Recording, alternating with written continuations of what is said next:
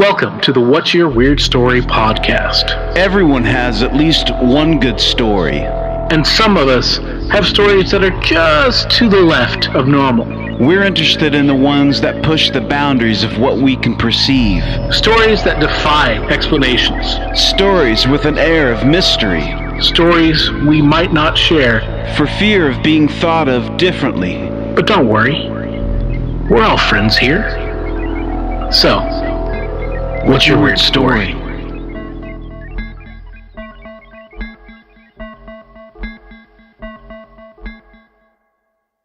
Hello, Weirdsville! Welcome to the What's Your Weird Story podcast. Welcome to our part 2 of our 100th episode festival extravaganza. I'm your host, Barry Johnston. With me, as always, my friend Adam Beebe. Hello, Adam. Hello. Hello, Barry. And also joining us is our counterpart, Mr. Jeff Hubbard. How are you, Jeff? Hey, man. I am great. Thank you guys for the invite to this 100th episode blowout. I know I'm a little late, but I've been pre-partying, so I'm now up to speed with you guys. Good. Yeah, it's great to be here. It's great to be a part of this this festival. Yeah. This celebration. Yeah, you came in at the right time. You came in at the right time. Man. Yeah, you sure did come in at the right time because we got something that's definitely up your alley, and we'll want your opinion on it after. We'll have a discussion afterwards, and I'm sure all of our keen-eyed listeners or keen-eared listeners will know what that's all about. But we'll get to that shortly. How you been, Hub? Oh, man. Things are good. Just, still coping with the ever-growing numbers of COVID and just hoping that my car doesn't get pulled. It's a little bit scary leaving the house every day, I'd say. But we're getting through it. We're trying to carry on with life as normal as possible. But other than that, things are great, man. Good. Having a great summer so far. Fantastic, man. Have you have you accumulated any new Bigfoot information or stories? And I might have come across a few things. I'm going to kind of keep under my vest for now, but maybe might discuss later on in the show. Yeah, we'll go into that later. Very good. Yeah, very good. I'm excited. I'm assuming the laughter means something. Oh, man, yeah. Well, it's always good to have you. And, yeah, we're kind of... we're just kind of continuing, from where we left off with the last episode, and we're trying to put together something for you guys, something a little fun for everybody. Give you a couple snippets of some stories that we've been sitting on and cultivating over the last, at least a year that we've been having this idea of what are we going to do whenever it gets to this point. So, so that's kind of where we're at, and that is kind of the lead in to our first story and our first storytellers, who are, again, these two folks. We love them so much. They've given us so much in way of their time and in way of the great stories that they tell. But we got Chad and Alta again coming back, and we're going to get into some... Hub, this is your territory, man. We're going to get into the Bigfoot story that they've got. Yes, I can't. It's been too long, guys. I can't wait to hear this story. Yeah, it's a good one. Yeah, it is. Let's get into it. Chad and Alta, what's your weird story?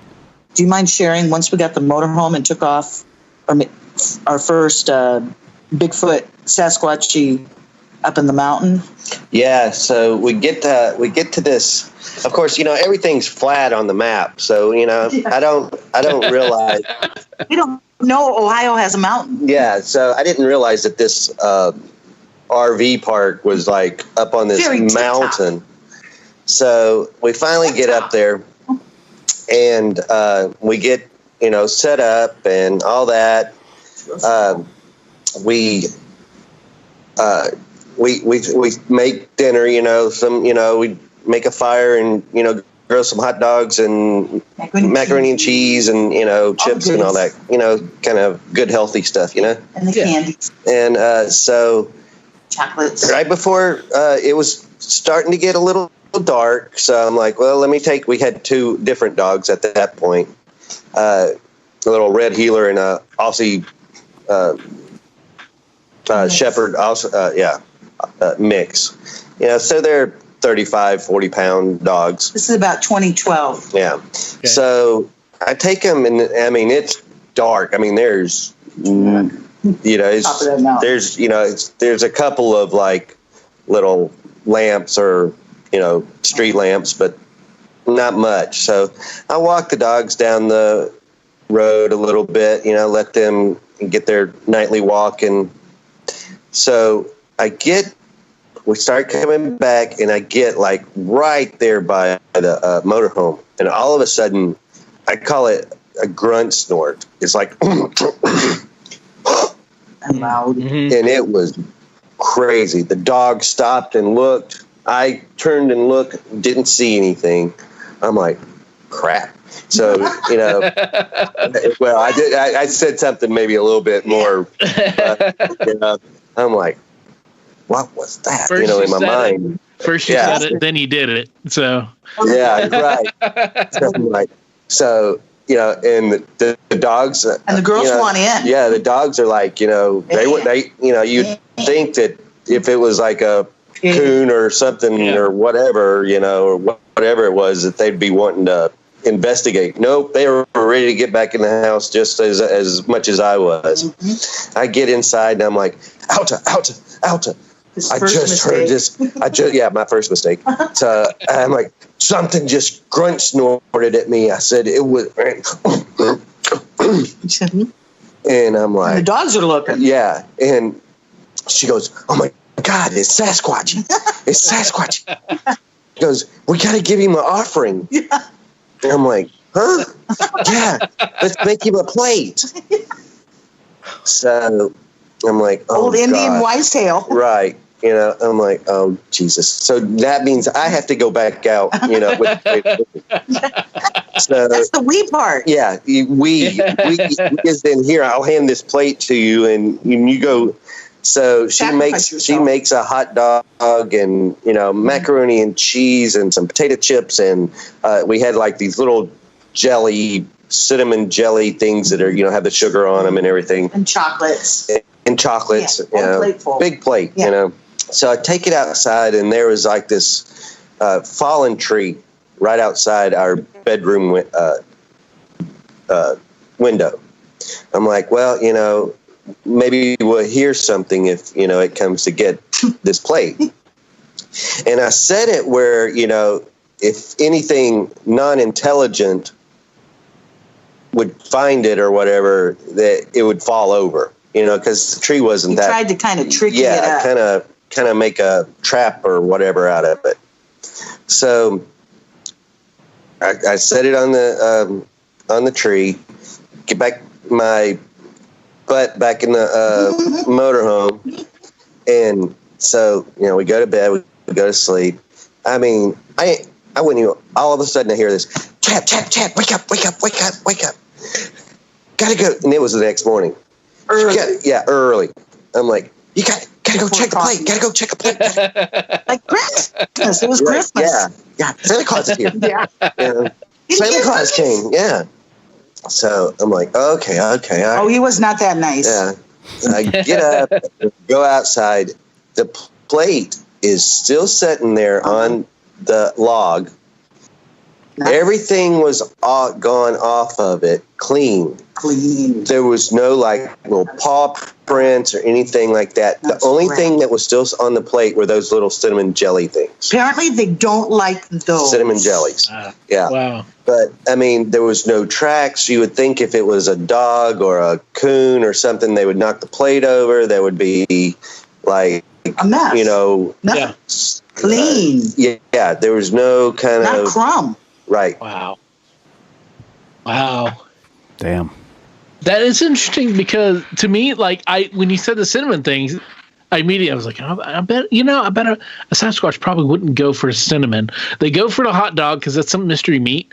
They go for the potato chips because they're salty, and everybody likes salty stuff, But I don't know, I don't know if they would like the cinnamon stuff because cinnamon, and could you imagine Pottsboro, something like that, Ohio, something like that? I can't remember. Where there's a small mountain. Or Waverly, Ohio. Something. You ever heard of Waverly, Ohio? That's where we were. Yeah. So we go and do our show, and then at the end, we start talking to the lady that owned the RV park and the mountain. Now her and her family had owned this RV park. She grew up there. She'd lived there all of her life. It was her daddy's good home. old. Right, it was her daddy's place, and she took it over when her parents passed. And she's married to a man who is a prison guard at the prison at the bottom of the mountain. Right. So we start, talking to her and stuff, and telling her what she goes. Yeah, she goes. The Bigfoot hunters, were all up here last week or last month or something like that. Show. The TV show with Bobo and all them. She said, but they've been.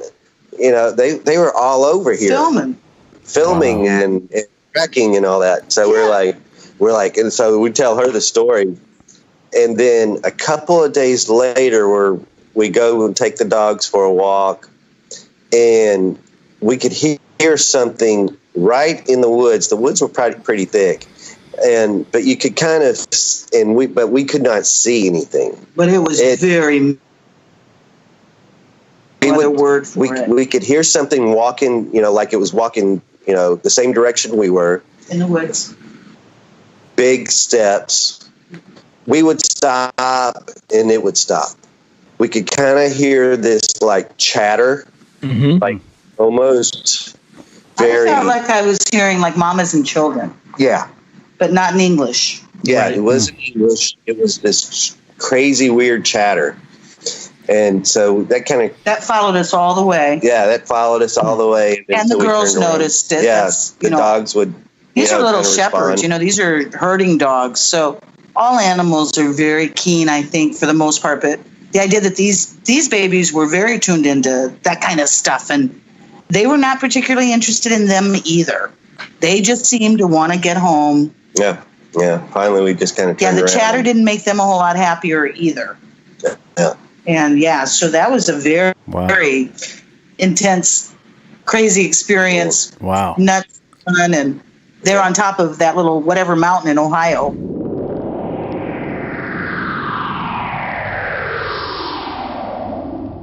Hey guys, it's Brandy from episode 46, where I became a mud poop person. And I just wanted to say, happy 100th episode. Congratulations on the milestone, and keep up the weird work. Bye. Well, thank you, Chad and Alta. We always love a Bigfoot story, and that was a really cool one. A nice short one, but still really cool. And we're really happy that we have our resident Bigfoot expert here with us today, and special correspondent and voice of the listener, Mr. Jeff Hubbard. What are your thoughts? Enlighten us. Well, for the most part, it kind of sounds like a typical, Bigfoot encounter. Aside from the fact that, on, two different occasions over the span of, it sounds like a couple days, they had a run-in with a Bigfoot, possibly. And I thought that was pretty interesting to have a possible run-in one evening and then the next day be back in the same area or maybe a little bit away, and also then kind of run into them again. I really don't know what the layout of the area looks like there, but from what they said, it's I don't know how remote it is, but it is a mountainous area in Ohio. And they also did mention that some type of Bigfoot research organization had been there the week before they were, which kind of leads us to believe that there probably is some type of Bigfoot activity, you know, in the area, and more than just, you know, their run-in. There's been some previous encounters. So, you know, I was kind of thinking about that, and when they mentioned that the Bigfoot researchers had been there the week before, it kind of made me think that, you know, when we were at the Bigfoot Festival a couple of years ago, and we heard one of the experts speak on the subject, you know, as far as people's questions as to why Bigfoot has, you know, no conclusive video footage or, you know, really photographic evidence of, you know, that aside from Patterson Gremlin and you know, a few of the others that, but still there's no proof. There's no conclusive, definitive proof out there. Kind of made me think about what that Bigfoot expert said about possibly big feet being able to pick up on certain, I don't know, electromagnetic waves or some kind of signals that are given off by electronic equipment. And so having this Bigfoot research team in the area the week before, you know, and you've seen those shows where there's always a teaser, but there's really never a climax, you know. They'll say, you know, they never get any video proof, but there's video cameras out there. So it kind of made me think, if Bigfoot does have some kind of extra sensory power to detect these types of radiation or things that are given off by electronic devices, that maybe while the Bigfoot researchers were there the week before, the big feet kind of left the area, and with the absence of those guys, maybe came back to the area, you know, after they left. And so I thought about it too, and I thought, you know, that they had talked to the owner of that RV park where they had the first run-in the first night, and she had mentioned that she had owned that park pretty much. It sounded like it was really her only job, and that maybe she inherited that park from her father, right? Which kind of, and she's an old lady herself, so that kind of led me to believe that most likely that RV park had been in that spot for quite some time. So I started thinking about that, and I kind of thought about Yogi Bear from the cartoons and how he lives, you know, in Jellystone, and he's always looking for picnic baskets. Right. And he came to associate a place where people camp and picnic and park as a place to probably find food. Right. So I would imagine with Bigfoot and living in the woods. Real bears do that as well. I mean, and you know, we know that. You know, real bears, right? Exactly. Real bears do that, not just So, I thought, you know, as long as that park has been there, you know, a family of big feet or, you know, big feet in the area have probably come to associate that area as a place where they can get food. So, well, that makes sense. Sorry to interrupt, but that makes sense. And when you think about how with Becky was talking about in her story about how she's the Sasquatch creatures, or the big feet, they came to Concho to the casino area because they knew that there was food refuse there, and that's why the one stuck its hand in the grease trap, and because it smelled like food. But yeah, so that makes sense. That makes sense to me. Yeah, that they're out there. Yeah, it does make great sense. So, you know, and also the way his dogs reacted. You know, he was out with the dogs. I don't know if he recognized that the dogs were acting scared before he heard the grunt from, you know, or the I forget what he called it, a grunt blow or something like that from the Bigfoot. But as we heard from Shan, and I don't know what episode it was, but we heard that his buddy's dog that was present at the time of his encounter was just going, apeshit crazy, and they didn't know why at the time. So I would imagine, that, and they mentioned more than once the way, that they could tell their dogs were not acting normal, both that night and then on the night of the walk. So I thought that was interesting. He said they were getting, they were ready to get back in the RV.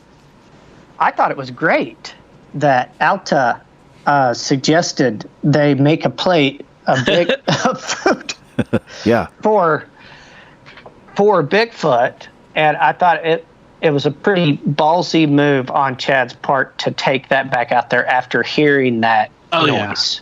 For sure. Which I assume, that noise was made to let them know that there was something in the woods that they probably should not mess with. Yeah. And the way the dogs took it from their reaction, that's definitely what the signal was. So he took a chance going out there, but I've seen on Bigfoot shows, where they leave food and things out for Bigfoot, but I never really have heard of a Bigfoot being so polite and picking the things off of the plate and not leaving a crumb. But I would imagine that guy was ready to probably get every morsel of that food and not waste any of it. And without, since there weren't any crumbs and the plate wasn't knocked off or carried away, to me that really does say that probably wasn't a bear, and it probably wasn't some type of rodent or a critter, because there would have been other little specks of food around, definitely with rodents, different crumbs, and it sounded like a whole hot dog. I don't know if it was a hot dog on a bun or not, but an ant's not carrying that thing off. Right. Yeah. So, right. For sure. So, and then, I kind of thought, well, maybe Bigfoot doesn't have a sweet tooth, right? Right. Because, there's certain things in nature, honey, for instance, who knows if Bigfoot is a connoisseur of honey, but cinnamon is really, and you said it too. Cinnamon really, probably, I would almost think cinnamon in maybe its natural form could be almost a deterrent. Right. For, you might be able to sprinkle cinnamon around certain things and it would keep certain pests and things away from it because of its odor. And it's, you're not really born liking the taste or maybe the smell of cinnamon. I think it's maybe more of an acquired taste. And so maybe the scent of that turned him off, and that's why he didn't pick that item up, that jelly roll. Interesting. So I don't know. It would have been interesting. I also thought, if they would have left a napkin and maybe a knife and fork out there, if maybe he might have used that. So let's see where I'm at here. The second day, they didn't really have a whole lot of interaction with a Bigfoot on their hike, but it did sound like there was maybe one paralleling their hike, off in the woods where he couldn't be seen. And I've definitely heard of that before. Heavy footsteps, maybe someone being trailed or paralleled by a Bigfoot. And then, like Alta said she thought it sounded like women and children maybe having a conversation in the distance that definitely wasn't in English. And if you'll also recall, we had a conversation with a gentleman at the Bigfoot Festival who had that camping adventure with his girlfriend where he thought he heard someone yelling for their dog while they were camping. He said it sounded, at first it sounded like a voice in the distance that he couldn't really make out what they were saying, but it did sound like someone communicating vocally. And then as it got closer, he determined that it wasn't, a human speaking. And so we've definitely heard about Bigfoot and kind of Bigfoot communications and conversations before. So, that definitely lends some more credence to their story and a little bit of uniqueness to it as well that I thought was really interesting. So those are the things that I kind of picked up on from their story that I thought was interesting, and also kind of it all kind of made sense to me. Yeah. Cool. That's great. Very insightful. Very insightful, man. Yeah. Well, thank you for your educated opinion, and it's good to have you back to discuss your specialty subject. So, man, it's good to be back. I was really excited when I heard you guys had this, and I hated to miss it, while they were there. But it does sound like, Chad and Alta are great friends and fans of the show, and I would imagine with the stories that they've got, I think they've got some more. So maybe I will get an opportunity in the future to actually talk to them about this. Definitely. Also, there's we heard rumor that maybe that you're going to provide a reading of your newly acquired Bigfoot erotica story collection, maybe in a future Patreon episode. Yeah, I would love to do that. Yeah, I did. I received a short book. It's got 3 short Bigfoot erotica stories in it, and they are graphic, and they're somewhat humorous, and I tell you what, it would make for an interesting read for sure. But hide the kids on this one. Hide the kids, get the lube out, get ready. Over the lights. Right. Yeah. Yeah, and it's not just Bigfoot erotica; it's Bigfoot homo erotica. All right. Wow. So, all right. So a little extra element of fun there. Sure. So. I love it. it. All right. Well, you have Sounds more to good. say about the subject? Oh no! I was just going to say what a pleasant surprise it was to get that book in the mail. I can always imagine. I didn't order it. It was a good friend of mine. I guess he saw it and thought about me, and had it surprise shipped to my house. So. Very, very kind. Very kind. Yeah. Now I'm going to have to keep my eye out for Bigfoot erotica to add to your collection. I'm sure your wife is going to love that. Yeah. This is opening up a whole new door, dude. Thank you, Hub, for coming on and thank you guys, sharing your vast knowledge, man. I wouldn't ever have thought about those things the way that you have described. It's good. It's really good, man. So thank you again. Thanks, fellas. All right, moving on to our next storyteller. Barry is Malcolm, who is the son of Brooke. You remember Brooke, who had lived in all the haunted places and had the really cool UFO, one of my favorite stories of the UFOs that we saw here. So, her son, Malcolm, reached out to us, and he is going to share some of his stories and his side of and memories of those events that they shared growing up. So Malcolm, thank you for joining us. What's your weird story?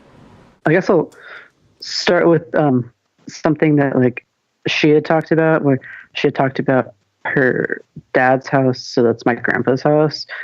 And I had never seen that shadow man she talked about. But I do remember being distinctly terrified of that hallway. Like, I could not look down it without it being lit up. And that was the same hallway that we had caught the EVP that she had talked about. Oh. Right. And so you're the one who got the EVP, yeah? Yes. Okay. Cool. And remind us again what that situation, just, because that's great. I was recording it on my phone, and like me and my sister were obsessed with the ghost hunter shows, and so we decided to do that. And we went to the far corner of the house, and went I don't remember if we said, is Grandma here or is Uncle Steve here? But then we played it back, and there was the no. Oh man. It wasn't a friendly voice, from what I understand. No. Now, did you hear it whenever you asked the question, or did you hear it only when you played it back? Only when we played it back. Wow. Man, that is wild. That is wild. I don't know. I don't know what I would do. Yeah, that's wild. We tried again. Yeah, try it again. That's crazy, man. So okay, so this is you're definitely one of the freaky moments, of your ghost hunting. So you're into this with you and your sister. Like you said, you like all the shows and Ghost Bros, which is always the best because those guys are crazy. But have you done with more? Maybe not played, is it? But have you done more investigations or I did a little bit, not a whole lot, just because maybe that was something. Right. So is it the kind of thing where you hear this voice and it's awesome, it's obviously that it says something to you, and then over time you're kind of like, well, maybe maybe I didn't hear that, or maybe these things are something I'm making up in my mind? Is that kind of where you're coming from? It's more before I jump to it's paranormal, I try and find explanations for it, when the doors were jiggling at the Airbnb. I immediately thought it was sleep paralysis because I've had sleep paralysis before. So gotcha. And so that's some more recent event with the doors jiggling there. Yes, it happened 2 or 3 times, and the first time I really thought it was the sleep paralysis. Then the second time I was awake. I was like, that's not sleep paralysis. Yeah. That definitely is going to shift your perspective. I would assume. How long did that That's last? wild. How long did they shake for? Just a couple of seconds. Okay. Was it a kind of what was it like? Was it aggressive? Was it somebody trying to really acting very, hard to get in, or was it just a very kind of light, normal, you're trying to open the door and it just won't turn or something? Yeah, it's it's when you go to open the door and it's locked and you're like, gosh dang it, I forgot my keys. Right. And you just kind of yeah, but it's not like somebody's trying to bust the door down and, to get to you or something like that, which I guess that would be comforting, that it's a more tender ghost. Right. A more tender spirit that's there trying to reclaim their room. So speaking of Airbnb, she actually never told me about the incident in the basement. Mm-hmm. And I only learned about it by listening to your podcast. Oh, wow. was a freaky one. Have you had any experiences that she hasn't also had? Have you? I mean, well, yes, you told us about the doorknob, but have you had other experiences there? Since that's the most recent focal point. Not there, no. Like the doorknob was the only thing, and then after I stopped locking it, it stopped. Oh, really? Interesting. Wow. So, yeah. That's really interesting. I get another question, I guess. Do most of these events happen when you're there around your mom, or have you had it like elsewhere as well when she's not present? I guess I guess a lot of things would happen like with my mom nearby. Mm-hmm. Like at least like in the premises. Mm-hmm. There was probably a few things when I was younger that she wasn't there for, but more recently, definitely she was there. That's cool. It seems like they like your mom. Right, they're drawn to her. We know that. Yeah, we know that one guy did. So, tell us about that. That scary house that she didn't feel anything out in until much later on, but everybody else was like, freaked out about. Tell us about that experience. Yeah, so that apartment itself was like really cool, but like you were like always like terrified in it to be like alone. Mm-hmm. And so like I was in like 4th grade, I want to say, and I hated like being alone in the house, and like the living room, you felt like you had to like run through and get to like one of the 3 rooms at the back of the apartment, and then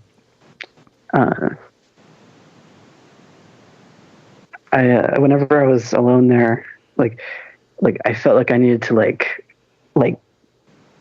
just hide away, and like we had these huge closets that like I brought like pillows and comforters into the closets, and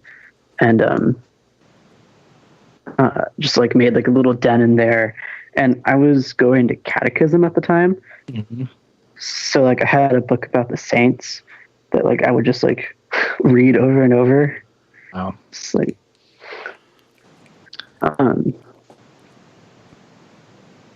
did that seem to help? Yeah, I think so. I remember we had a cross above the front door. That I really liked, but we ended up leaving it there. Well, hopefully the next tenant appreciates that. I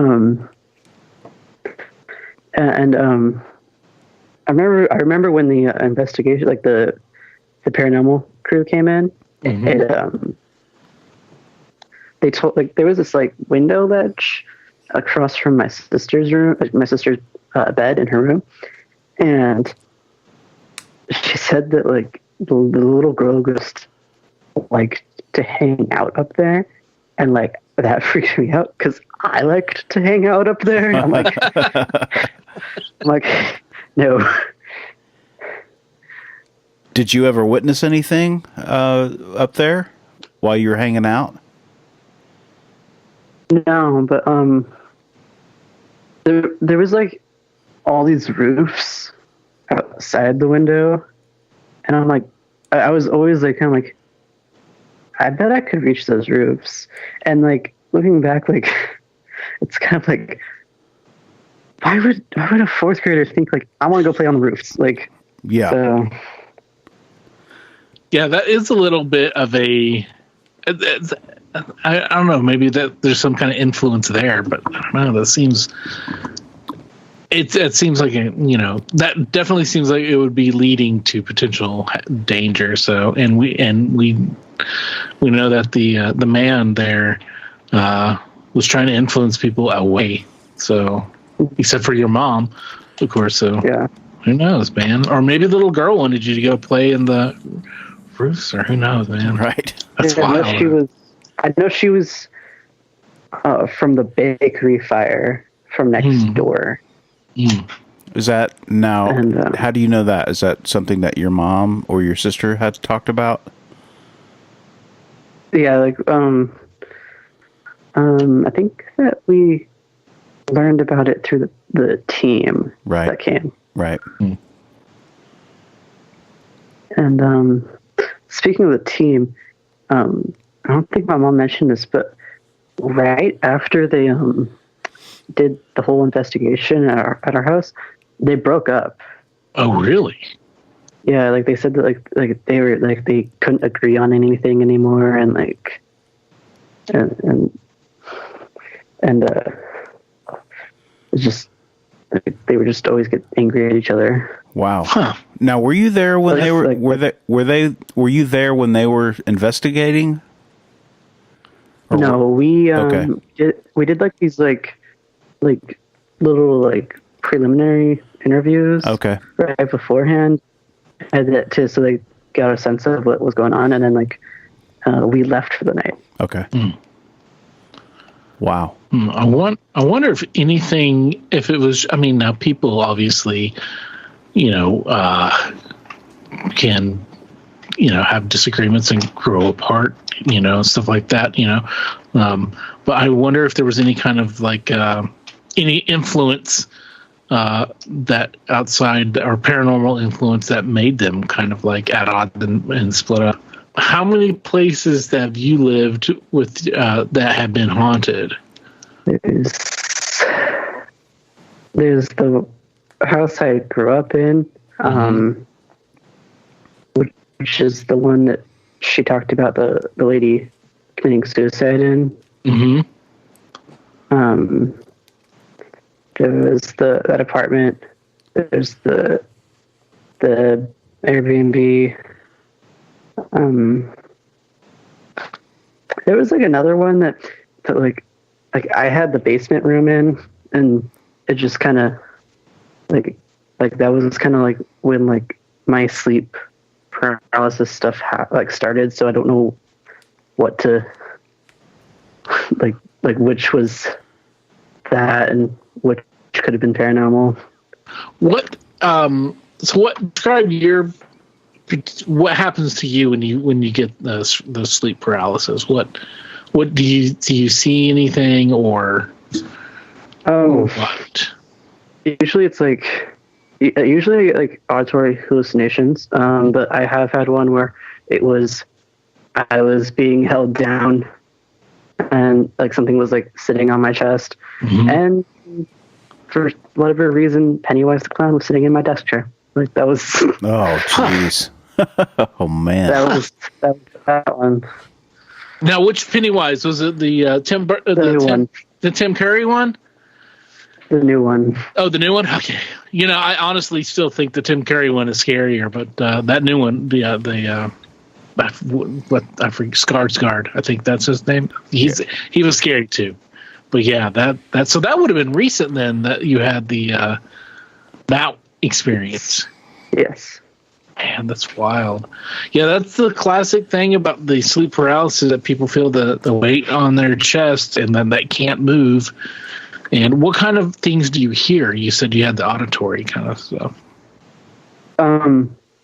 Usually it's like someone yelling, and it'll like jerk me awake. I'm like, because like I think someone's yelling. So, or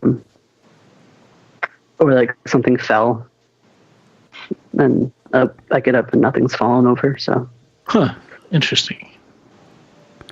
Wow. So, but do you open your eyes when that happens, or are you unable to open your eyes? I think that because like it gets like kind of hazy, like right, because like you're still dreaming, right? Like, you're like kind of you're aware of what's around you. So. Right, I got you. I don't know that I've ever had that happen, the paralysis thing happen, but definitely have been hovering in that state between sleep and consciousness, where you're just kind of, and I'll get that where you think you hear someone yell or something like that. I have had that happen to me before also, but I don't know what it is. That's wild. I don't know if I could. The paralysis thing would be scary. I think it's happened to me like once, but very briefly. Yeah. But like, I know most people that I've heard describe it, it feels like it's happening for her. It feels like it's happening for a long time. Right. And they feel really helpless. And especially when they have the chest weight, the weight on the chest kind of thing. Right. So, which I don't recall, but yeah, man, it's just it's a weird thing, and would still, I don't think they have a exact scientific explanation for it, other than, your brain starting to wake up faster than your body or something like that. Right, but, it doesn't explain away a lot of the other stuff. So, who knows exactly. The house that I grew up in, which is the house that the lady killed herself in, I had like that shadow person, like my mom was explaining, because like what like really struck me when she was talking about her shadow person was, she's like, it looked like a Frankenstein, and like I called mine Frankenstein. Oh, wow! And like I was really little. I must have been like 4 or 5. Wow. And he would stand in the. No, go ahead. Sorry.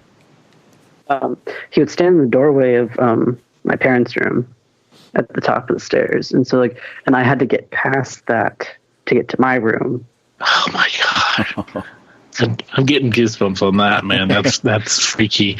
Well, it's especially because you said you didn't see the shadow person at your grandparents, where your mom and I guess was it your cousins saw it there. Yeah. But then you saw could have been the same thing there. And, I wonder if it's like, I wonder if there's something that's like maybe attached to your mom, or if she is just this, has some kind of energy that like, maybe she's like, maybe your mom's like a radio that really gets good reception. And right. Things start to appear and manifest around her because whatever it is that she's able to do, and it seems like you probably have got some of it yourself. So if that's how it works, I don't know how it works. We're not the experts here. We just like talk to people and hearing this shit because it's awesome. So. Right. And like I only ever stopped seeing like my Frankenstein after like it was like one time I was just like, I really have to get to my room, but like I'm like paralyzed in fear at the top of the stairs, and so I was just kind of like I just was like, I'm not afraid of you anymore, and I ran, and I just never saw him again. Wow, that's powerful. That is, dude. And you never said anything to your mom about it and then you heard her talk about it, and that's what reminded you of it, or did you talk to her about that at any other time? I probably talked to her about it, but it was probably like when I was like that young, and she probably just kind of was like, oh, like just kid stuff. Right. About how old were you at that time? With the Frankenstein, I was probably like 4 or 5. Wow, I was dude. Oh, wow. Really young. That was really brave then for you to tell it. You're not to rebuke it, to tell it you're not being scared. That's crazy. Yeah, man. yeah. That takes some cojones. Yeah, it sure does. When you're that age. But that may also speak to why you never saw it again, because you overcame that fear, and maybe that was what it was feeding off of too. Yeah. That's one of those. That's one of those weird things. That's crazy. Crazy in a cool way. Yeah. That house also. I would hear like breathing. Like I'd be like home alone and just like it's like downstairs just chilling and just like it's like, and you could just swear you hear like someone like breathing like they're sleeping, like those like really heavy breaths. Whoa. That's creepy. That's yeah. That I've said this before, but like the disembodied vocal stuff, auditory stuff, is one of the creepiest things about the hauntings, and because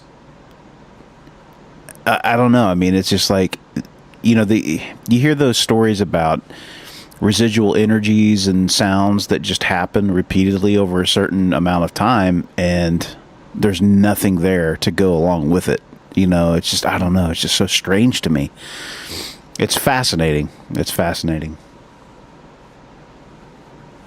Yeah. And but when you like kind of like hear about like how she died and like, there would have been like a very deep sleep. Yeah. Right before. And that's exactly what I was thinking. Wow. Man. Ah. I think what's also kind of crazy is like, remember when I was probably around 10, like, or 9 or something like that, when I had a dream about that house, and I had met the lady that had lived there, and then I'd always like bugged my mom about like what did she look like, and the dream, like her and my mom's description kind of matched up, like just kind of like a middle-aged lady with like dark hair. So that was always kind of crazy to me. Wow. That is wild, dude. That is nuts. I had a dream once of a guy that I never met before, but he was a friend of a friend, and I had described him in my dream, and it sounded like the same guy, which is bizarre. I don't know how that happens, but it's wild. I mean, in a situation like that, I could see maybe she revealed herself to you in some way, Mm-hmm. That's wild. Was that house the most haunted? Was that the one where there's the most activity? Probably, yeah. Like the most activity, yeah. Interesting. Did you just sort of shut it off at a certain point, or maybe at that age you couldn't? Yeah, I think that you just kind of like get used to it, because right? Especially like that was the house like I spent day one in, like right. Day one till about when I was 11. So yeah. So you probably didn't really know any different, right? Or a lot of it, except for the Frankenstein and the you knew that nobody was there when you heard the breathing. So, which is a wild way to start your life. Yeah. True, man. Wow. That's true. Wow. Amazing. And on the subject about dreams, one that my mom was really telling me that I should share with you guys, that I had a dream about my uncle who had died, and he died when I was like 2, so I had never really known him, and I had a dream that I was like a little baby and he was holding me, but there were leaves, like scientific diagram type drawings of leaves in his arms, and then like years after I had that dream, they told me that the way he had died was he had crashed his car into a tree, and like The leaves greatly resembled. Whoa. Wow. Whoa. That And like, is. Sorry, go ahead. Oh, I was gonna say and he, one of his favorite things was like holding us as babies. Like he just loved holding us, and so. That is intense, man. Did you tell your mom that you'd had that dream? Yeah. What did she think about it? She thinks it's like she's like she told me to tell you guys. So golly. Did your mom give you a list of stuff that you're supposed to tell us? No, like there was there's some things that like she was like, oh yeah, like be sure to tell them like about your experiences with this and stuff. Cool. Wow. I know my mom told a story about UFO. I don't have as cool of a story about UFOs, but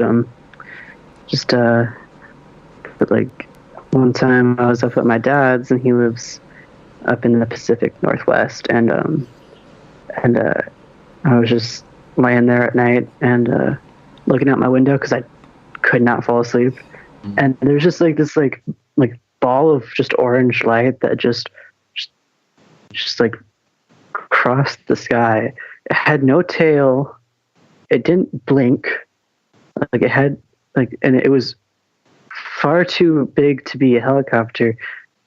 And if it was a helicopter, it would have been so low that I would have been able to hear it. Yeah. Huh. Wow. And it just went across the sky, and I just never saw it again. And I was like, what was that? Were you out now? Were you close to a city, or were you kind of out away from town, or? We are so far away from town. Okay. Out there. Wow. That's crazy. So it was pretty big. It's pretty.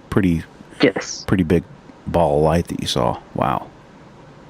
Now that's a subject we've been interested in, especially with all the government coming out and talking about the UFO stuff has been pretty high on our list because, I think it adds validity to these sightings that people have. Yeah. And something that we've both seen. Yeah. We're both quite interested because he and I have both seen something too. So it's weird when you see something like that and it's not making any sound. It's you can't put your finger on it. You're like, what could that possibly be in the realm of your scope of understanding? What could that be? And sometimes you can't. Go ahead. It couldn't have been like a comet or like a meteor or something like that because it had no tail. Right. That's the interesting thing to me that I was wondering because, because I've seen comets and meteors, and they definitely do have that tail as they're burning up, and they also typically, unless they're huge, don't go from one side of the sky, to the other. And if they do, if they're big ones like that, they'll like light up the sky like a daytime. So yeah, that doesn't sound, it sounds, by definition, you definitely saw a UFO, but what it was, that's, yeah. Had your dad ever seen anything like that out there? Did you tell him about it? No, I never told him about it, because he's even more of a skeptic than I am. Right. So. Understandably so. Yeah. Interesting. Yeah. Wow. And it's not bad to be a skeptic at all. No, you should. You have to have a good. You should definitely have a. Apply critical thinking and not just you should weigh all aspects of everything and come to your own conclusions. Right. About everything. That makes you a good, well-rounded person. So. Right. That's my only qualm with some of these haunting shows. I think sometimes they're a little too quick to jump to conclusions, I get it, it's fun TV. And I enjoy it, and my wife and I both enjoy those shows, but at the same time, it's like, I don't know, maybe you should vet that a little bit more, because because sometimes what happens is that you're giving credit to things, and so the things that really do happen aren't necessarily as interesting. You know what I'm talking about? Yeah. It's like if everything's a ghost, then what's the real stuff? What's the real, the really interesting stuff? So yeah, I think it's good. It's good to be, skeptical about those things. And unless you see it or you experience it, then you can't really explain it to people. And that's why we do this show, is so, people can have a way to hear these stories, and also a way to tell these stories that they wouldn't normally tell. And I think what's kind of funny about the UFO thing is like that happened just some random night where I was just looking up at the sky, and now I'm super into like astronomy, and I am part of an astronomy club, and I'm out there with like my telescope a lot, and like just because like I love like looking at the planets. Yeah. And I've never seen anything weird after that. But you want to. It's like, come on, man. Where are you? That seems to be one of those things, is that the harder you want to see something, especially when it comes to like the UFO phenomenon, it seems like the harder you want to see something, the more likely you're not. The harder it is for it to, it doesn't appear, because like the times I've seen stuff, whether they're, I've seen a couple different types of things. I wasn't expecting to see anything, right? But also, we're just like, it was just a moment of high strangeness all around, because one time I saw something when I was talking about my friend seeing the same thing. And then another time I saw my buddy Dirk and I were talking about what I saw, the UFO that I saw, the first one I saw, and we saw some lights in the sky doing some crazy things. So it's like, I guess I need to be out in the country at night talking about UFOs for me to see them. Right. Maybe that's a solution. Right. Yeah. Also, that light pollution was way down out in the country. Right. You can see everything. Yeah. That's right. Yeah. That's why I asked. That's why I asked, because, if you're in cities, not that couldn't happen, but you got a lot more to deal with there. You got more air traffic, and, the light pollution like you talked about. You could be getting light bouncing off of things, and being out in the country, you don't get that. You get more of a pure sort of a view of the skies.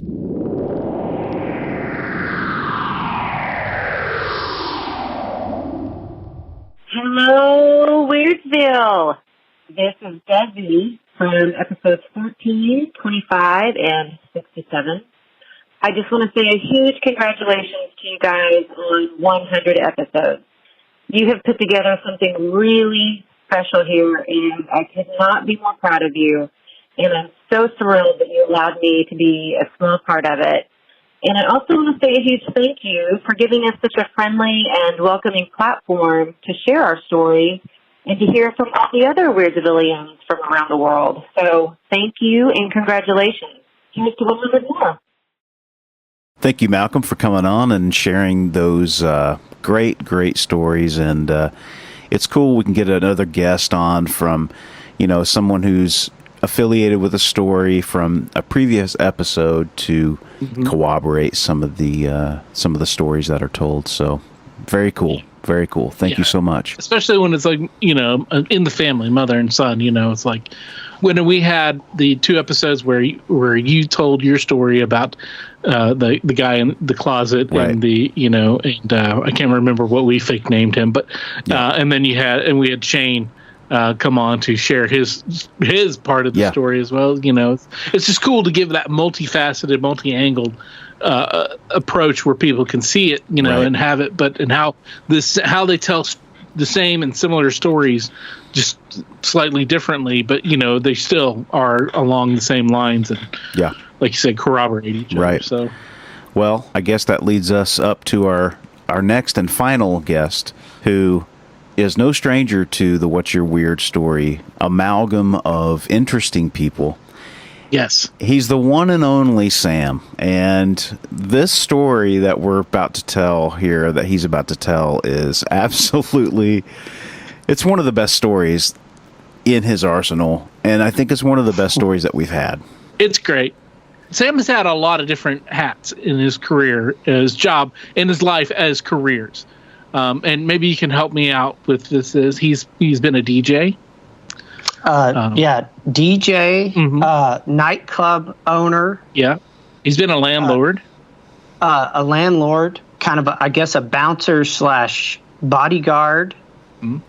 He was a pizza delivery guy. It's definitely a pizza delivery guy. One of the kindest pizza delivery drivers. Also, of course, he's an English professor. That's true. He's also a journalist. And a published writer. So, well, I guess self-published, but that's still published. Yep. Right. Sam has worn many hats, and I think that, well, it's definitely one of the things that makes him as one of the world's most interesting men.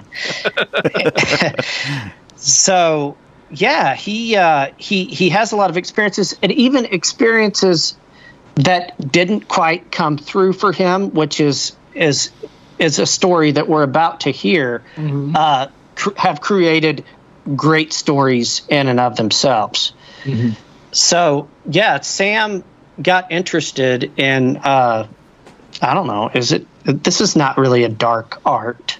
You couldn't call a mortician a dark artist.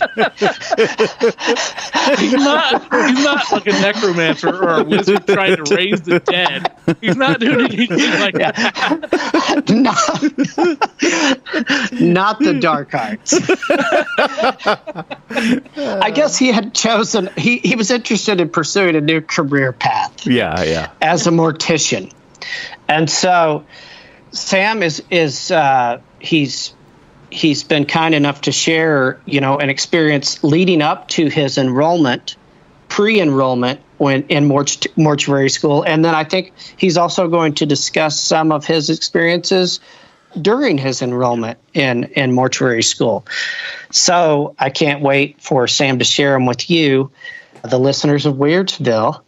So, Sam, what's your weird story? So, Sam, you went to, at some point, after I moved, I guess, at some point you left Oklahoma and you went to Texas and you went into mortuary school. This is something that I never heard of before. So this is all new for me.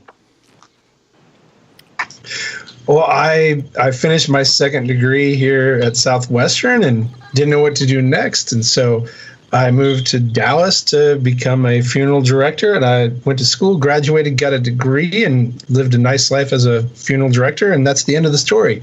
No, wait. Absolutely not. It didn't quite happen so smoothly. I'd finished my second degree up here. I didn't really know what to do, and I had thought about this for a while because I've kind of grown up around blood and bodies and stuff. My parents were both EMTs in Mississippi. My mom would end up going on to run the ambulance service here before she while she was studying to be a nurse. Middle school, one day I brought her a dissection cat from university, had her bring it into the school for like a middle school show and tell. I was definitely the popular kid in school.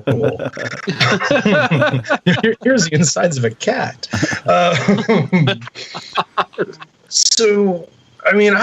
I've been around a lot of weird stuff by the time I was in university, and I honestly really didn't know what to do, and that just sounded like a very secure business. People are always going to die, and I decided that somebody's got to do it, man. Why not me? I think I could handle the idea of helping people out through these worst times, helping people out through the worst times of their lives in a compassionate manner, and helping them deal with that sounded way more interesting to me than I don't know, like I've never been an office guy. I'm not a sit down kind of guy. And so that just, I was like, well, just give this a shot.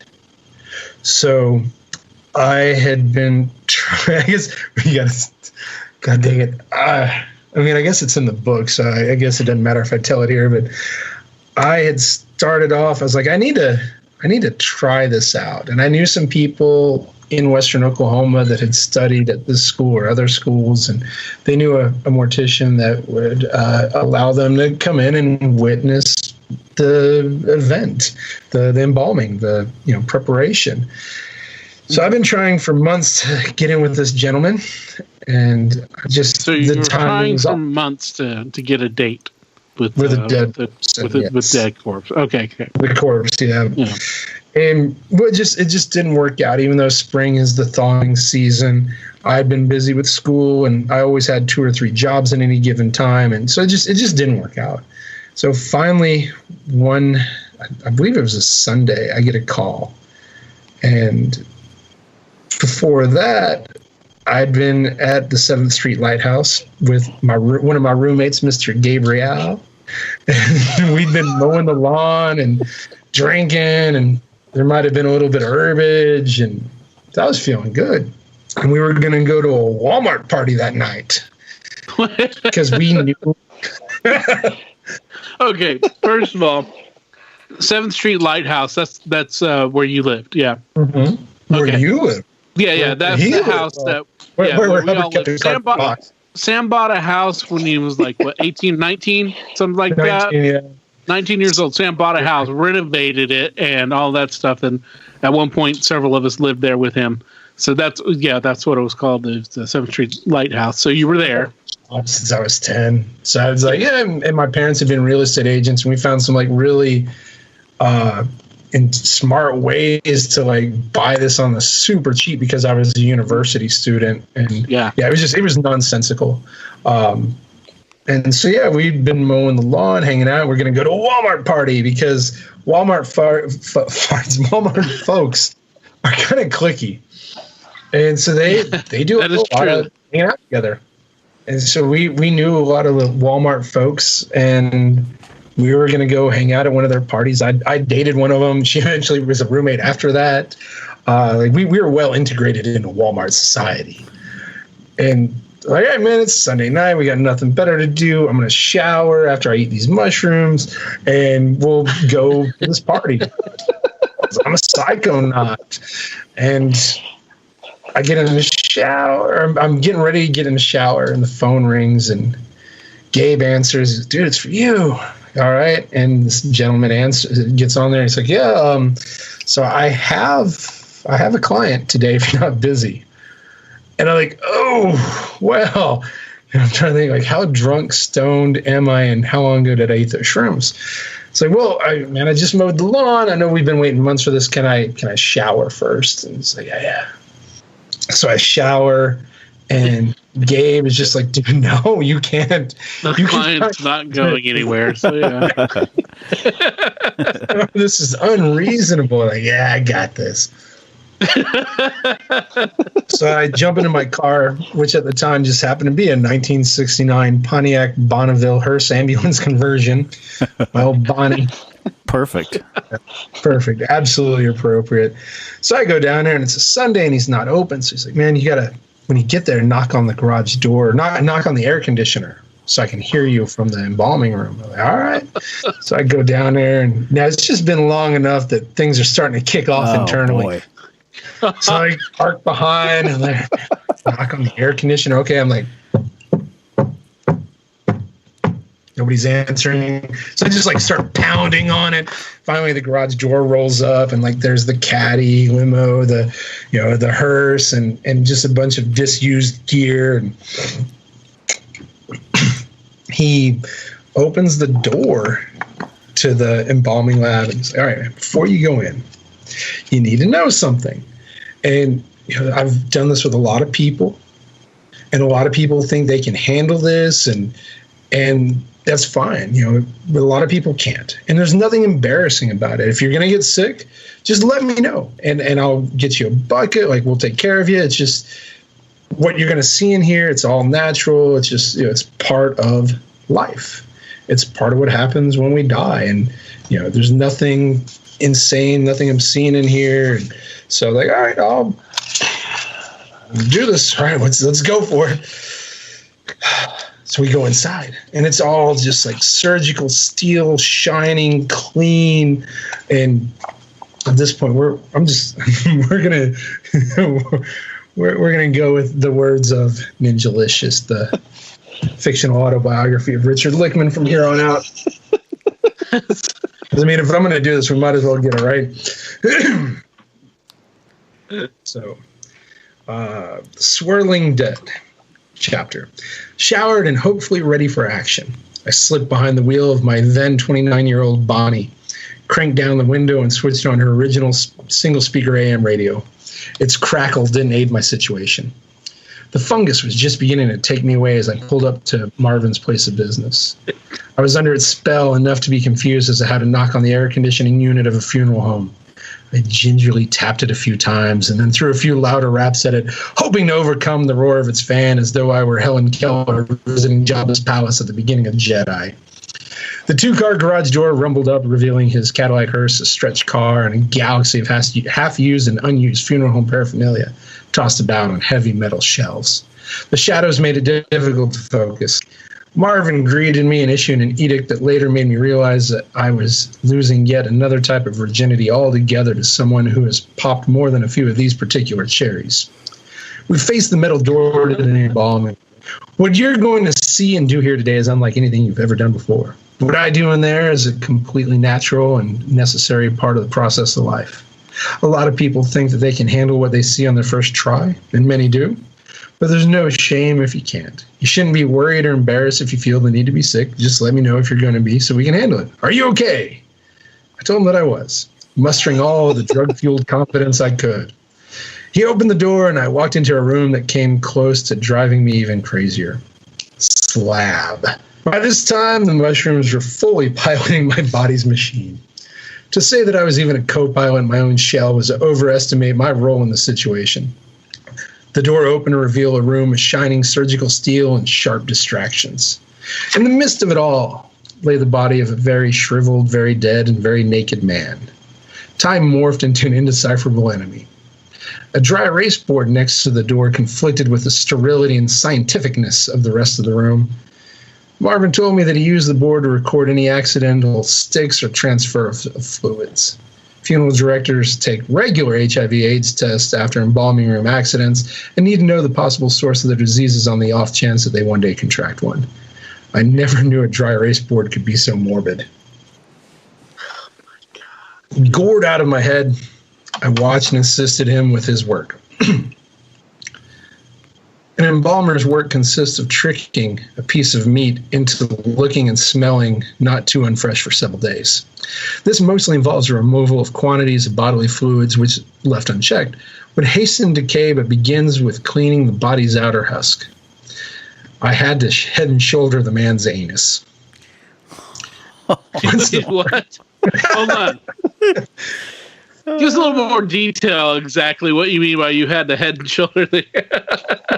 Well, what's the first thing you do when you die? You piss and shit yourself. The muscles relax and everything exits. Death brings about the release of all your muscles, currently and subconsciously tightened as you read this, or as you listen to this. I ensure that he slipped off in this mortal coil with a dander-free asshole. You're welcome, mysterious geezer.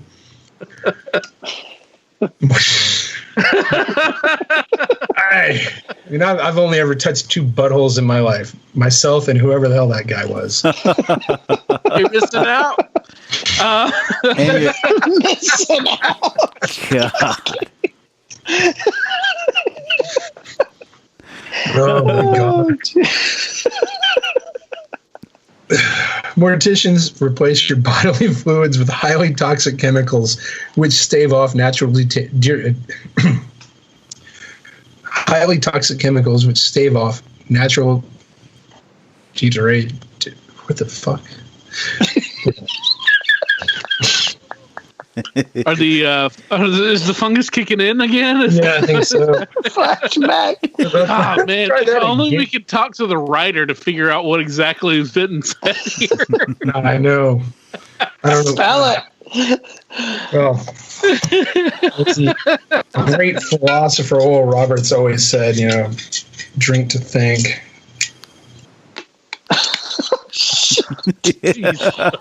Was that Red Label? Yeah, that is Johnny a Walker? handle of red. Oh, damn. Doing it. Doing it. Doing it.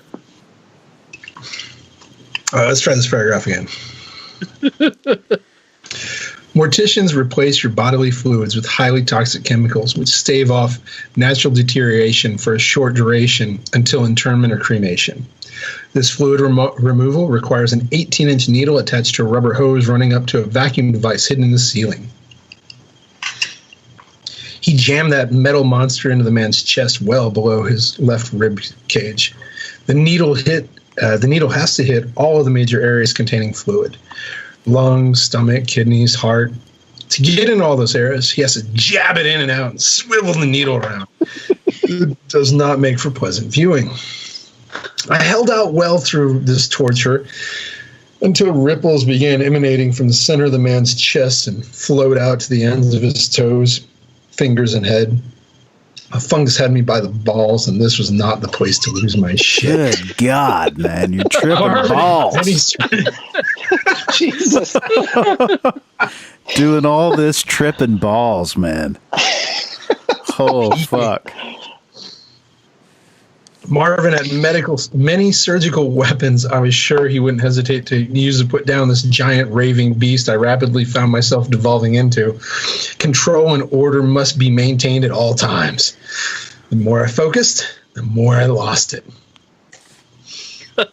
Richard, are you feeling okay? Marvin broke my foul concentration. A cold piece of man meat stared up at me. Nothing more, nothing less. No permanent damage had taken place. I would survive. No, I'm fine. Just got a little weirded out for a second, and I replied, tossing out the single biggest understatement of my life. Really? It's okay if you feel the need to be sick. No, it's past. Thank you, though. Thankfully, he had mistaken my inability to divert my eyes from the hallucination taking place on his client as the onset of a bout of illness. I've never vomited on mushrooms without aggressive help from alcohol, and I wasn't about to start in this lonely, cold room. Dude, your eyes must have been so big during this. I mean... Yeah, I don't know how he didn't know something was off. I think that, here's the thing. I think that there's been, as he does this for lots of people, probably for his own entertainment and, cheap help. But, he's probably seen so many people. One thing, when you're freaking out, when you're seeing something so bizarre and uncustomary like that, one of your natural reactions is to go quiet and your eyes get really big. Oh, yeah. Exactly. So it's going to look like what you're looking like, tripping balls. So, yeah. As long as I didn't open my mouth and express anything, I was okay. Yeah. Gone with Wonder Woman, I just can't speak. Should he look like the coast of a lake all around his body with the waves rippling? Wait, no. Shh. Don't talk. Just stare. Did he come in with a lion head? Did his testicles always look like leprechaun faces? And when did he catch on fire? That was when I decided this was going to be a cremation after all. Facial. Embalmers begin their work outside to take care of the most pressing issues regarding hygiene. They then move inside in their attempt to stave off the effects of death for as long as necessary. Finally, return to the outside to work on aesthetics. Shampooed and filled with toxic chemicals, we now had to focus on putting his face in order. He told me we'd covered the basics that day. He'd take care of the cosmetics later. What followed surely would have damaged my soul, even if I hadn't been 2 dimensions removed from our own parcel of time and space. There's certain basics to cover. The complexities rise in difficulty with age.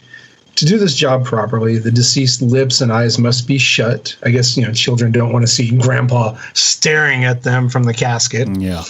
I don't think many, adults want to see eyeballs staring from the casket, regardless of children. Children actually would probably have less of a problem with a dead body looking at them than adults would, having their, dearly grandma over here just, in her peepers and pearls smiling at you, and just like she was normal. I think that would be more disconcerting to a grown-up, because a little kid would probably just try to talk to them. If I wasn't being cremated, I'd be full-on taxidermied in like some grotesque position. And I would demand that like all of my friends bring their children to view it too. Just as long as as long as you had pants on, I would be okay with that. Do hot pants count? Daisy Dukes. Come on, baby, kick them daisies. Look at Dad Sam with his Daisy Dukes on. Look at Dad Sam with his Daisy Dukes on. Jeff, what state of undress would you allow your child to view Sam in? As a corpse. I don't know. Daisy Dukes should be fine. As a corpse. I don't know about his dead dick sitting out though. Yeah, okay. Maybe if it stayed coiled in some pink pants. Dick in a box. Parent here. Yeah. Same question. Yeah, Daisy Dukes are fine. A bulge is even okay because the kids think that's funny. So yeah. How old are your kids? Mine are 17, 18, and 21. So we're far past. Yeah, you're far past that, but still, you don't want to be seeing all of that beast. Oh, for sure. There's a guy I talked to on the radio a few times. We're going to go look at his weirdly postured corpse that may or may not be 80 to 90-ish% covered. Well, you're going to eat it. I believe we will somehow meet before I get the chip out. Yeah, for you sure. have to get up there to his brewery, dude. Yeah. We'll do a road trip, Sam, if we can. Love to have you. Yeah. Well, if it wasn't for the Corona apocalypse. Yeah, no shit. Months. Yeah. So I digress. So to do the job properly, the deceased lips and eyes must be shut. Although according to movies, this is incorrect. In reality, your bowels release and your mouth and your eyelids suddenly fail to respond as you would assume upon your demise. Old movies indicating that the first action of a dead person is to shut their eyes, lie to the public, and ignore the evacuating bowels and open eyes, not to mention the bloodless gunshot wounds in some of my favorite classic westerns. The confusion and displeasure lie in how morticians accomplish these feats. Closing the eyes of the dead looked simple enough on the surface. Marvin had special contact lenses that could very well have been cut off at the end of condoms dotted for her pleasure. The bumps supposedly hold the eyelids shut. They didn't that day. He whipped out a tiny, crusty bottle of super glue to fix the lids to the lenses. It took a spurt or two, but he finally got that poor old guy's eyes to shut for the last time. The man's mouth turned out to be a different story altogether.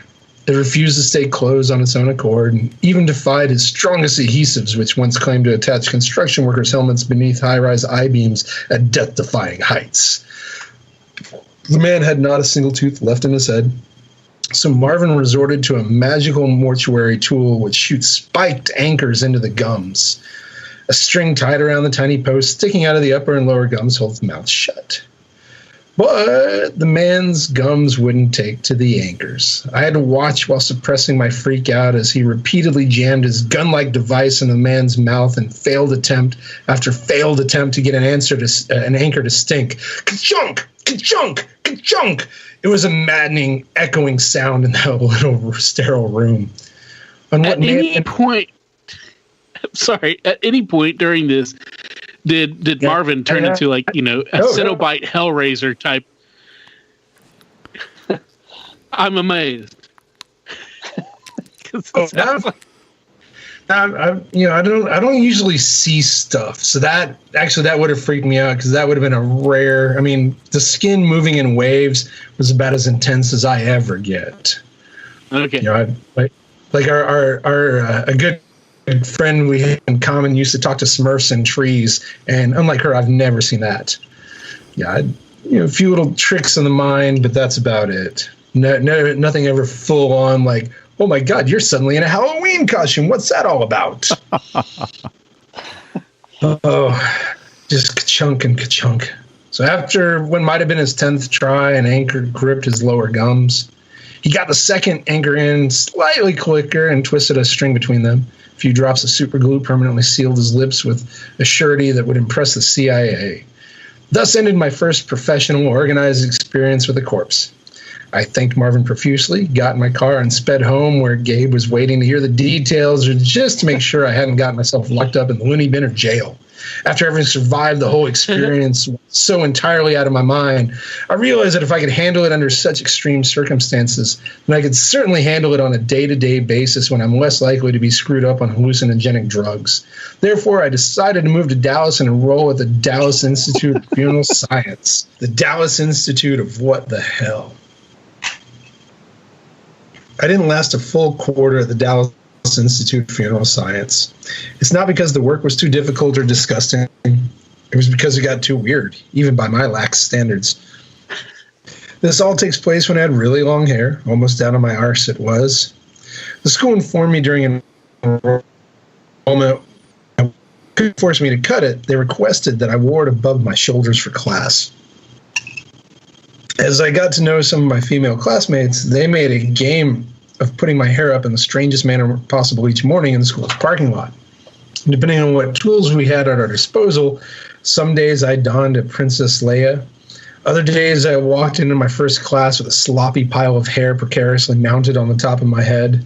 We did a scorpion tail one day where a girl braided my hair and then flipped it forward, pinning it to the front of my head. It was a silly game for a silly school which trained people to do very serious work.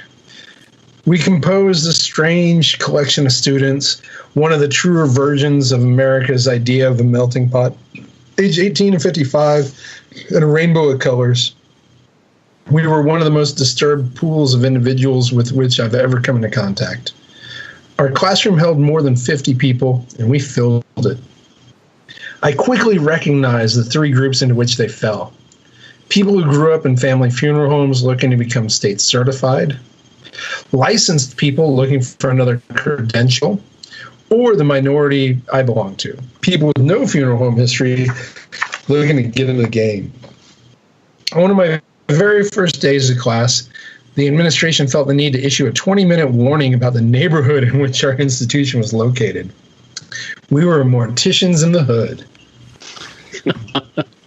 They spent this time warning us about stereo burglaries, carjackings, and pistol whippings, but then had the gall to warn us against packing our own pieces in self-defense, as a pistol, shotgun, and SKS with a 30-round clip sat beneath the captain's chair of my van during this insipid speech. Who ever heard of a Texan discouraging folks from arming themselves? Of course, as I write this, the state recently passed an open carry law. So as I write this, is like 6-7 years old.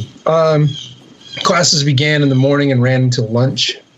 Our teachers passed through our single classroom throughout the morning. Most were okay, if not a little on the boring side, as the first 2 quarters focused on the business aspects of running a funeral home. Coming in with a bachelor's under my belt, I was able to skip the first quarter's coursework. Alan was the teacher nobody could stand. Lanky and pasty, he was responsible for implementing a seating chart. That's not why we didn't like him. We required assigned seating in a bad way. Some of my female classmates, our student body was roughly 60-40 male-female, were bruisers. A morning would be progressing nicely enough as we fought to stay awake in the middle of the lecture, and then out of nowhere, bam! 2 of the women would start slugging out in front of us and our teacher. They never explained the reasons for their mid-class explosive outburst. The fights rarely involved the same 2 women. They were all apparently batshit crazy.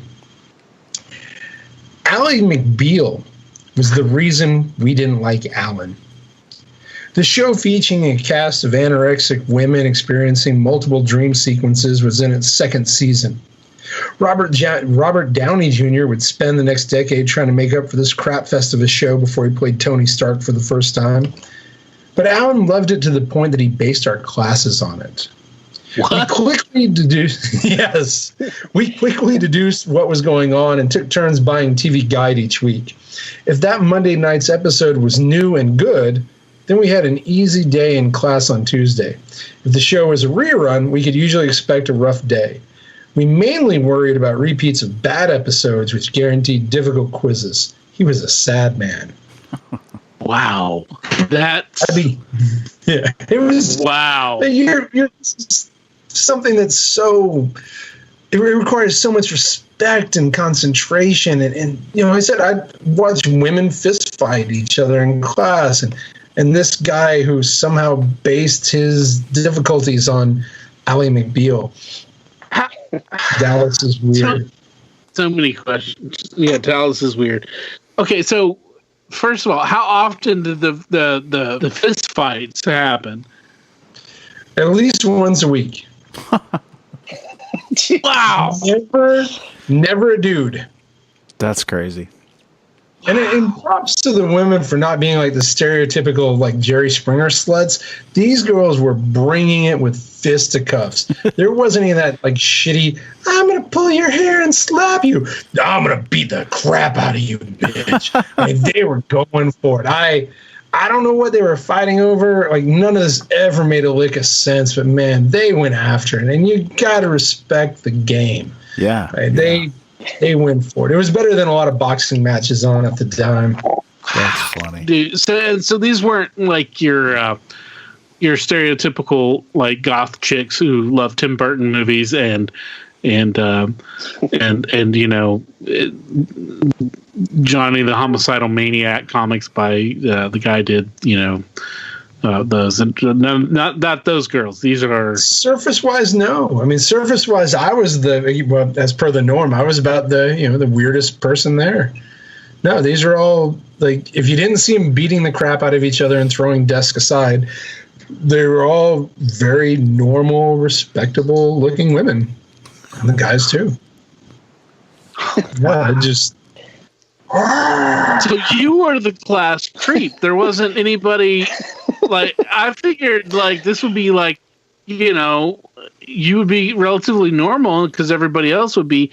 I mean, the funeral directors that I've known or met, or morticians rather, all have a certain kind of. They like dark stuff. They like, gothy stuff or like true crime, or they like that side of. They like the inside of life. They like the death side of life and the dark type stuff, and that's totally cool because they're cool people, and they usually have really great senses of humor as well.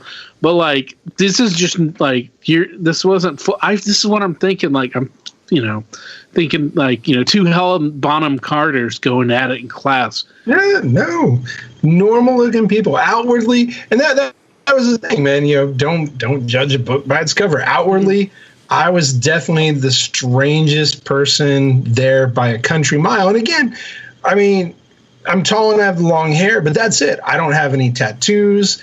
I've never had a piercing for more than one drunken evening. I am, if you cut the hair down, I'm a fairly normal-ish looking dude. Granted, I had a lot of Hawaiian shirts and stuff, but I didn't wear T-shirts there. I look halfway normal clothes-wise. And I'm a very studious guy. I mean, I love studying stuff. I was in honors classes before AP was a thing.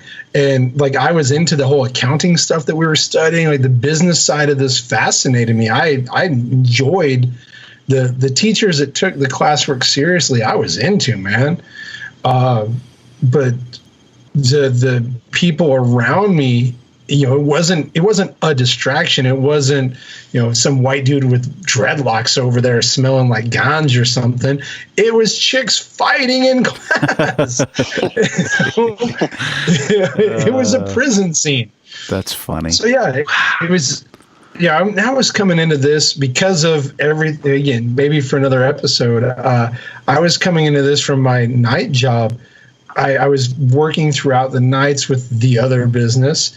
And I'd found a bar down the street where the Texas Instrument kids go hang out at between shifts or after shifts. So I was having like booze and food. Like, they had booze and breakfast there. specials and stuff. So I was getting drunk before some of these classes, about a few weeks to a month into it, because I was just like, this is all nonsense. This is all complete shite. That's funny. And so, yeah, I need to have like a healthy alcohol level to come in here and deal with the insanity of it all. Right. But again, even though, I might have been drunk in class, but I still took it seriously. Sure. Yeah. Right. But it's hard to take things seriously when there's just like fists. That's so crazy. Around. That's really not a spot. That's not a spot where you'd think that there'd be a lot of fights in mortician school. You'd think it'd be pretty buttoned up. So did you make it all through school? Did you make it? Hell no. No, you didn't. No, Dallas. My 6 months in Dallas ended up being a crap show of epic proportions. I ended up being a bodyguard / pseudo pimp, or as jammies would come to call it, Sue pimp. I was partially working doing like lighting systems for raves with my then business partner. Okay. I was trying to go to this school, which did not work out at all. In the most horrific ways, it did not work out. So I ended up developing like a good old-fashioned case of Bell's palsy, where my eye was just like trying to tap out Morse code, wishing it could escape my face, and moved back to Oklahoma like in late March that year with my tail between my legs, van full of stuff, a broken wrist. Yeah, it was, man, Dallas... Dicktown was not pleasant. Hey, man, I've had cities that are that abusive on me, and I've known not to stick around.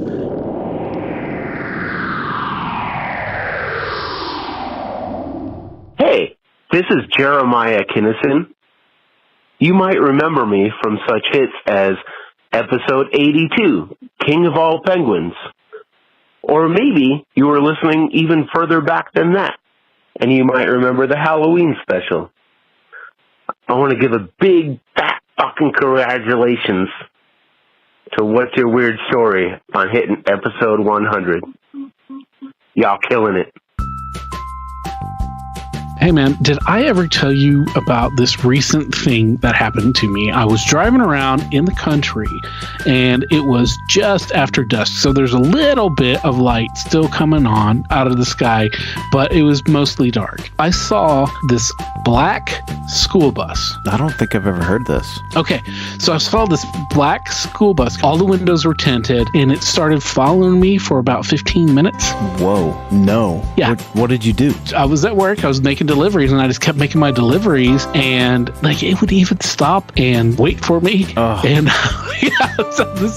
but it was never close enough to where I could see it or anything, but it was following me, man. Wow. Dang. That's just an example of another really weird story that happened to me and that could have happened to you. You don't have to have a UFO encounter. You don't have to have seen the ghost of your grandmother. You don't have to know what Bigfoot smells like to have had a weird story. Basically, what we're saying is weird covers a lot of ground here on the What's Your Weird Story podcast. And we love hearing all of your stories, whether they're spooky, they're funny, they're bizarre, or they're just short, sweet, and unexplained. Kind of like our podcast. Well, hello there. This is Emily from episode 9, Cuckoo Banana Pants. Just calling to say congratulations on 100 episodes. I'm so wicked proud of you guys. And also, slightly terrified to still listen by myself. Thank you again for 100 episodes of bringing some truly weird shit to us. And I'm very excited for the next 100. So, yeah, so let's just say right now, if you're tripping balls, witnessing someone being prepared for death may not be on the top 10 list of things to do for me personally. Yeah. Or even somebody who's being prepared for after death, as they've already died. And well, that too. That's what I meant. Being prepared for death is also. That's what I meant. I wouldn't want to be experiencing that on acid or anything really. So. Maybe I'm on acid right now. I don't know. I feel like I am once I listen to that story, man. That was a great story, man. How great is that story, man? I love it, dude. It's one of my favorites that he's shared for sure. It really is an awesome story. I can't even imagine being at home, dosing himself as he did, and then getting that call and saying yes. Saying yes. I'll be there. Yeah. Yeah. Just put it off a day or two. You know? Exactly. Next time. I'm busy. Yeah. I'm washing my hair. Yeah. Yeah. Exactly. Well, Sam is the guy who would go. He would take his car out in the country.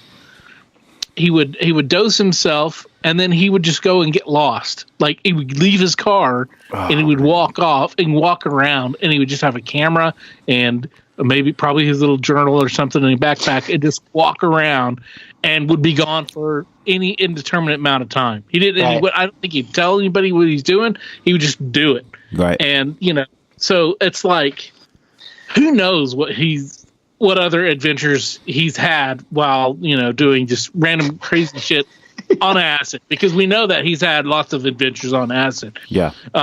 So well, I'm glad we got this. We got this one on tape. So right. I'm happy for that. This one is documented. So don't worry, we're gonna have Sam back. You can count on that. So yeah, thank you, Sam. Thank you for coming on and Sam. Helping celebrate our 100th, now our 101st episode. Yeah. But thanks, buddy, and thank you, everybody. Thank you to Chad and Alta. Thank you to Malcolm. Thank you to all of our friends who called in and left us those great messages. Thank you to everybody at home listening and who's been supporting, and everybody who's been on, as a guest, and our good friend and special correspondent and resident Bigfoot expert and voice of the listener, Mr. Jeff Hubbard. Thank you for being here. Thank you, Barry, for being here, because it makes it a lot easier. Thank you for being here. Well, thank you for thanking me. We're thankful. Yeah, I do want to thank both you guys for all the work that you've done, and I really do appreciate you guys inviting me in to be, a small part of this with you guys. And I don't know if I've said it before, but I'm on the text chain with you guys when you're planning interviews, when you're planning your editing, and you guys work so well together. And from a guy on the inside that kind of sees you guys doing this, I know it's a lot of work, but I know it's a labor of love for you guys. And I do just want to say great job and congratulations on 100 episodes. I think it's unbelievable. Thank you, man. Appreciate that. Yeah. Well, we're happy to have. We're happy that we were able to make this work and have you come on, and we know how busy you get, and time has flown by. Really, I mean, it's just seems like we just started this thing. So to be this far into it is exciting, and it really is. It's fulfilling, and we have fun with it. And it is work, but it's also something that we love to do, and hopefully that comes across. And we've tried these past couple episodes to celebrate that and give you guys something special, and hang in there with us, and we promise we'll get better, and keep this thing going. So Yep, we've got plenty of stuff lined up for you here in the near future, and all sorts of cool stuff. We've got we're going to be starting a Patreon, and we wanted to wait a little while before we got into that, but that will help us take care of just operations here on the podcast. The regular show is always going to be free, but we have expenses getting this show to you, so that will be if anybody wants to help out on the Patreon, which will be up within the next week or so, we'll have that there. So keep an eye out on your social media that you follow us on. You should follow us on if you don't. Instagram and Twitter and Facebook and all that stuff. I think we're even on Reddit now. I think our friend Bobby from a couple episodes, for episode 99, she's helping us out on Reddit because Barry and I are old guys who don't understand how that works. So exactly. So we've got a lot of things planned. We want to do a lot of special episodes and side episodes, and it's just we're trying to get things on track to make those happen. We put a lot of work. We've been working on episode 100 for months now, to be honest with you. And like I said in our introduction of our first episode, we wanted to have one of our first ideas to do our 100th episode was to try to get Wayne Cohen from the Flaming Lips on. And Jeff was actually the one who got us the closest into almost landing Wayne as a guest. So, he was the one who passed my information on to a friend of a friend of a friend. So, yeah, or actually less than that, just a friend. But thank you, Hub, for that. Maybe we'll get Wayne to come on later, after he's listened to a few of the episodes or something. I don't know. Come on, Wayne. Anyway, I'm rambling here. It's the end of the party. I've had a little bit too much hot cocoa, and I've just, I've got the talk. So thank you, everyone, for listening. Join us next week when we speak to Violet Gain, who is a member of the Cutthroat Freak Show crew, and she's got some really cool stories about UFO and aliens and stuff. Yeah, so cool stuff. It's really cool stuff. So we'll see you next week. Be safe. Be weird. As always, if you have a weird story, we want to hear it. If you have a lot of them, we want to hear them all. We can't do this podcast without your invaluable contributions. Whether it's sharing your stories, listening, rating, and spreading the word about the podcast. Thanks for listening. Till next time, be safe. Be weird.